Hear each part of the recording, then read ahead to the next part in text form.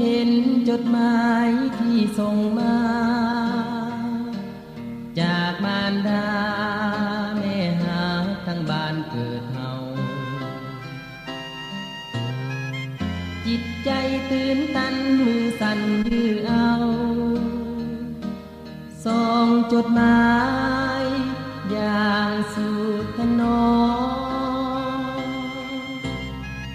เมื่อในจดหมายเขียนยังไงได้แม่ถามสบายลูกหาที่แม่ห่วงใยอักษรแม่เขียนบ่งามปานใดแต่มีความหมายยิ่งใหญ่ไพศาลลูกยังจดจำยามลูกจากลามารดาคนดียังถือหนังสือบัดนี้จดหมายลูกมีในมือทุกตัวหนังสือเขียนจากแม่เองแม่คงรักลูกบ่ไหลลา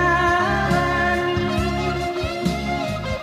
แม่จึงขยันทำเขียนเก่งภาษาศึกษาเหมือนดังบทเพลงที่บรรเลงความรักแม่ลูกเอ่ย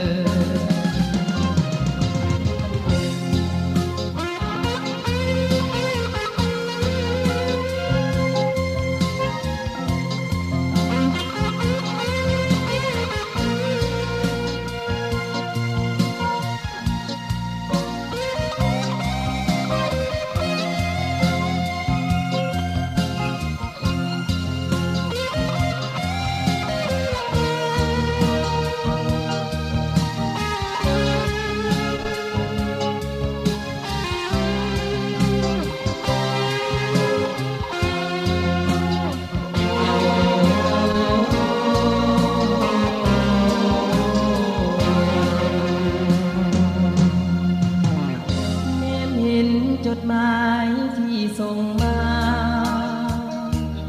จากมารดาแม่หาทั้งบ้านเกิดเฮา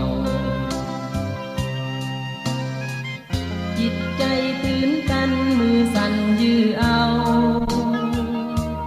ส่งจดหมายอย่างสุดทนอเมื่อในจดหมายเขียนยังไงได้แม่ถามสบายลูกหาที่แม่ห่วงใยอักษรแม่เขียนบ่งามปานใดแต่มีความหมายยิ่งใหญ่ไพศา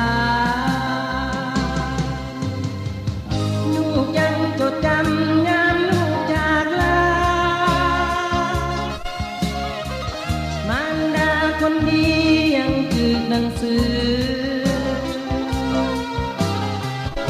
บัดนี้จดหมายลูกมีในมือทุกตัวหนังสือ